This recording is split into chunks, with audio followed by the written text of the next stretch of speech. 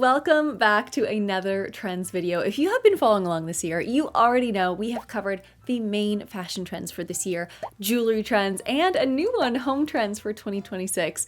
And I think we need to round this out. This is one of my personal favorites, and that is the shoe trends for the upcoming year. Hi, if you are new here, my name is Amanda and welcome. And what I like to do is break down the trend forecast from the top fashion watchdogs. And today we are taking a closer look at the lists from Vogue, Who What Wear, Marie Claire, Elle Canada, Cosmopolitan, and more. And I have to say, diving into the shoe trends this season, I am genuinely excited because if you watch any of the trend or fashion videos this year, you'll know that we are kind of in this beautiful era of personality dressing. What I found particularly fascinating when doing this research is that a lot of the publications were saying the same thing.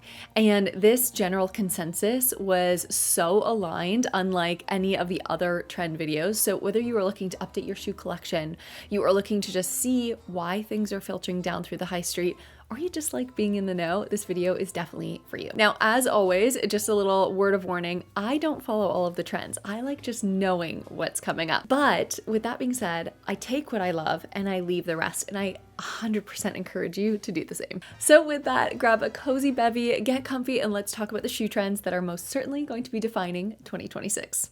Trend number one, ballet sneakers. Let's start with what was unanimously the shoe trend of 2026, and that is the ballet sneaker. I'm not exaggerating when I say that nearly every single publication I researched mentioned this one. It was everywhere. So what exactly is the ballet sneaker? Think of it as a beautiful hybrid. It takes the slim and delicate silhouette of a ballet flat and marries it with the functionality of a sneaker. They have that glove-like fit, often with a very thin sole and kind of somewhere in between the athletic and the elegant, and some publications were even calling them sneakerinas, so you can adopt that too if you want. It is kind of adorable. On the runways, we saw Prada and Miu Miu kind of leading the charge here. Miu Miu's version came in a gorgeous satin finish, and it felt almost like a point shoe, and Dries Von Noten also showed them in a delicate shell texture. Now, Fendi went bold with vibrant colors like pink, green, and red, and then of course we have the cult favorite for years, the Puma Speed Cats, seen on so many celebrities and my mom throughout my entire high school experience. They're coming back, Mom. So pull them on out, Bon. What I love about this trend is that it definitely answers the question so many of us ask, which is, how do I be polished but still comfortable? Just really feel put together, but intentionally without sacrificing practicality. And as a new mom, I definitely find that really important. Elle Canada described them as the trainer trend du jour. And honestly, I think they are going to be a go-to shoe for errand runs and city strolls and everything in between. And if you're looking for literally just to try something new, don't knock it till you try it. The good news is this trend has already hit the high street in a big way. So if you have been already eyeing up a pair or you're trying to figure out where to find some, I will link them down below in the description box. Trend number two, high vamp and glove pumps. All right, trend number two, and this one feels significant because it definitely marks a real shift. After years of flat shoes just dominating the conversation, heels are making a comeback. And it's not just any heel. We are talking about high vamp pumps, also known as the glove pump. And this is news to me. I am learning as we go here too. So what makes this different from just your standard heel is it is all about the vamp.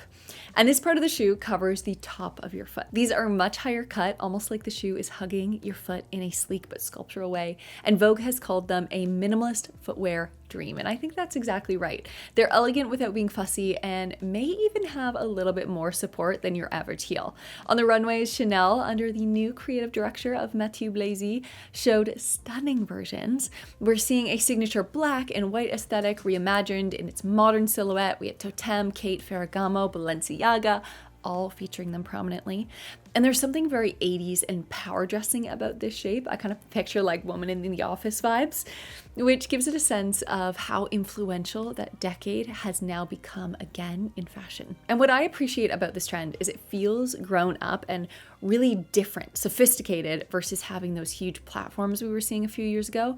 Many of these are coming back in block heel versions as well that are so much easier to walk in. They're in mid heights. So if you're looking for that elongating effect without the pain, these might be for you. And if you too have been in your flat shoe era for a little bit too long, maybe it's time for both of us to dip our toes back into heels. And this is definitely a really approachable way to do so. Trend number 3, jazz and derby shoes. Trend number 3 is jazz shoes, and they are also being called derby shoes or lace-up flats.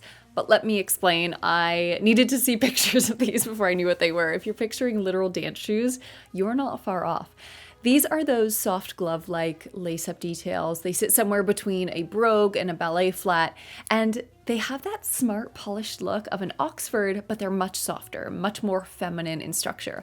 Elle Canada called them the cousin to the classic loafer, and I think that's a really good description. This trend really seemed to have taken off, according to journalists, when Michael Ryder debuted his first collection for Celine, model after model coming down the runway wearing these beautiful lace-up flats that looked almost like ballet shoes from far away, but they have this preppy, sophisticated detail close up. Jill Sander, Miu Miu, Sport Max, and Ralph Lauren all followed suit. Now, this trend is certainly about versatility. These work with summer dresses, and they are easily matched as well with tailored trousers or even your favorite jeans. They're smart enough for the office, but they're relaxed for every day.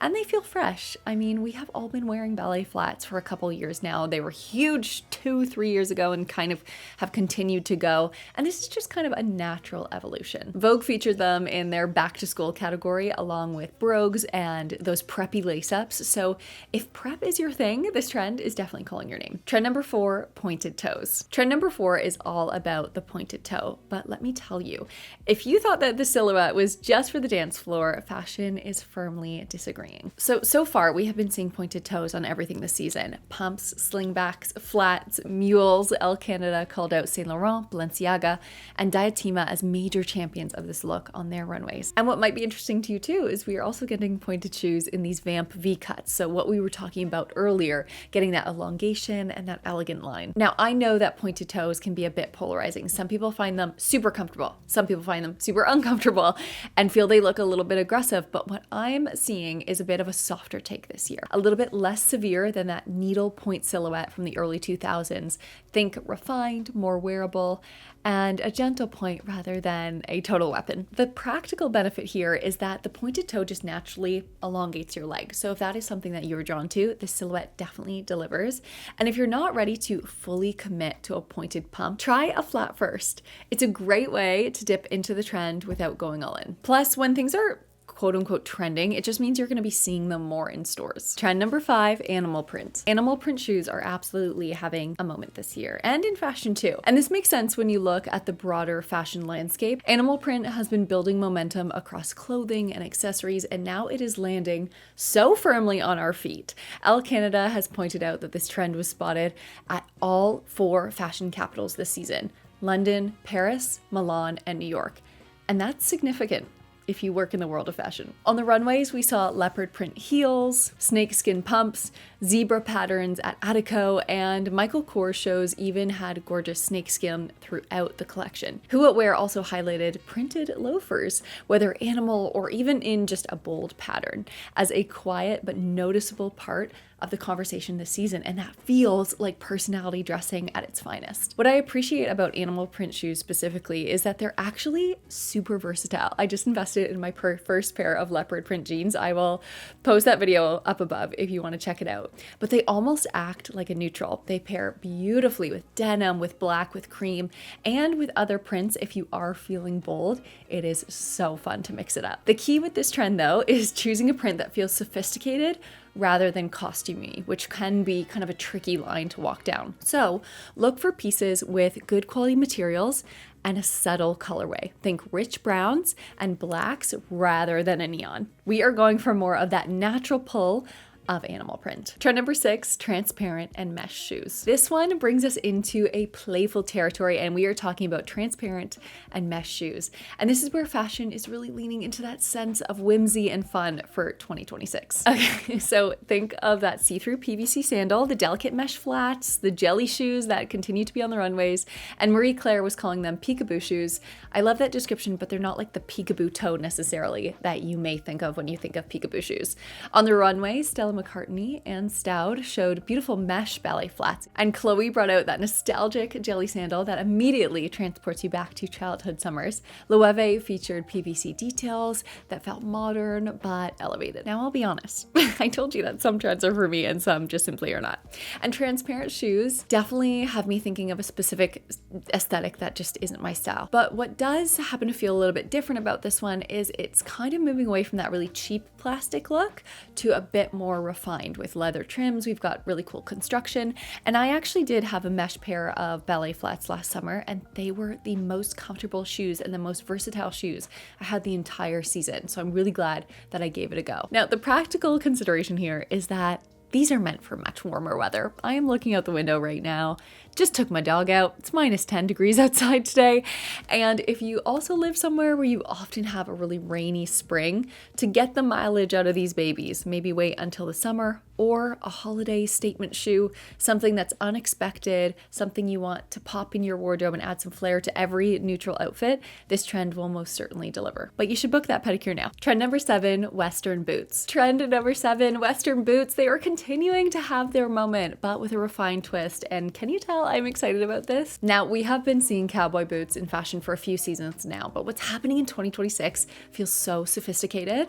And these aren't just your costume party cowboy boots. They are sleek, they are modern, and they just have those subtle Western details that are so delicious. On the runways, Acne Studios showed glossy, sharp, pointed versions of these almost architectural boots, while Miu Miu went slouchy and distressed for a more lived-in vibe. Hermes and Maison Margiela both featured their takes on the silhouette, and Marie Claire described the approach as less kitschy and more classy, and I think that sums it up perfectly. What I'm seeing is that Western influence is being expressed through details rather than that full-on rodeo styling. Think subtle hardware, slightly pointed toe, kind of like we were talking about earlier, maybe some stitch detail, but sophisticated materials like suede, smooth leather, and in some cases even patent. The styling approach here is really up to you. You can lean into the aesthetic of the boho silhouettes, the flowy pieces, or you can just create an interesting contrast by pairing it with something that is so much more minimal and tailored.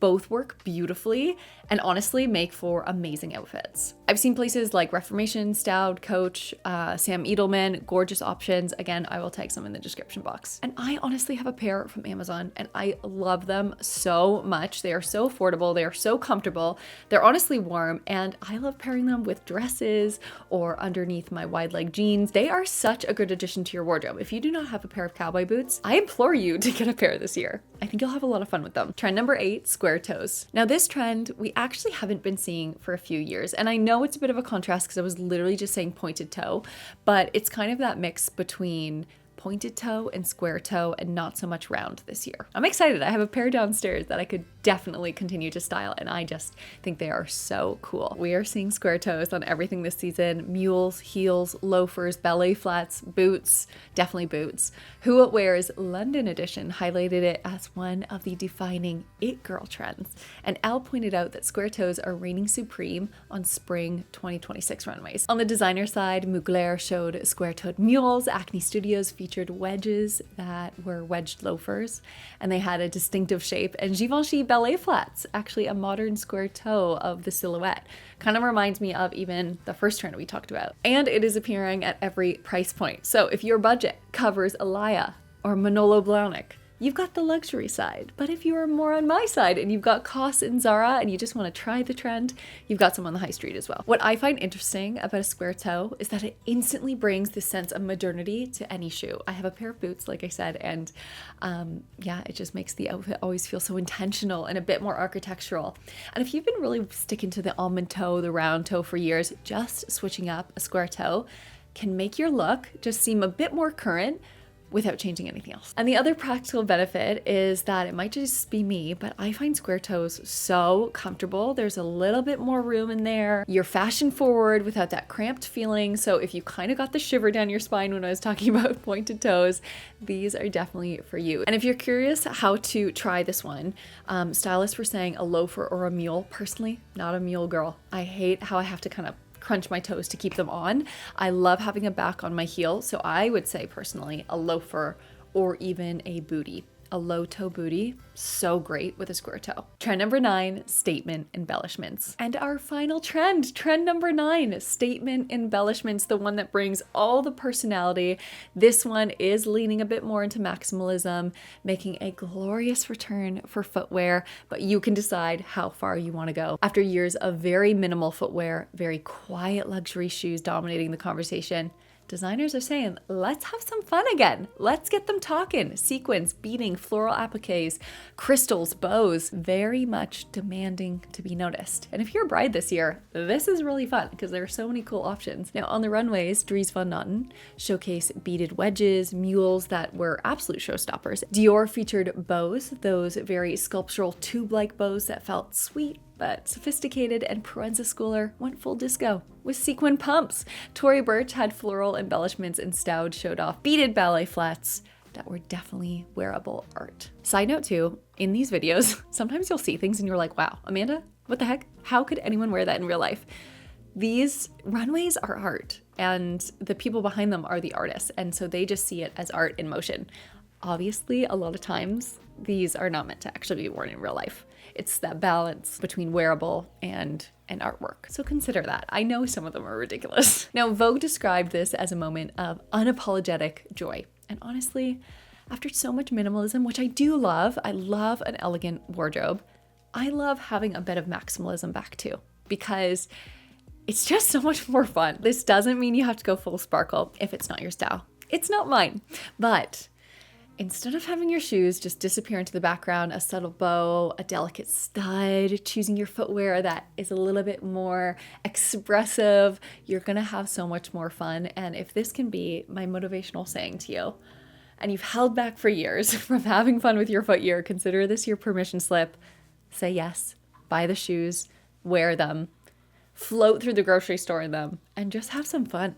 And there you have it, the 9 shoe trends that pundits are saying are going to be defining 2026 ahead. I can't wait to see what you guys think. What did you think of ballet sneakers? What do you think of the return of the glove pump, the jazz shoe, our beloved ballet flat kind of being pushed to the back of the closet again? I would absolutely love to hear you guys think in the comments. What are you gonna take this year? What do you already have? What are you gonna totally leave behind? I actually kind of just love hearing what you guys are going to maybe consider to add to your wardrobe this year. But with all of that being said, thank you so much for spending time with me. If you made it this far, a like goes a long way, and subscribe to this cozy little nook of the internet. We love talking fashion, and a little life update coming soon as well. I love you guys so much, and we'll see you in the next one. Bye.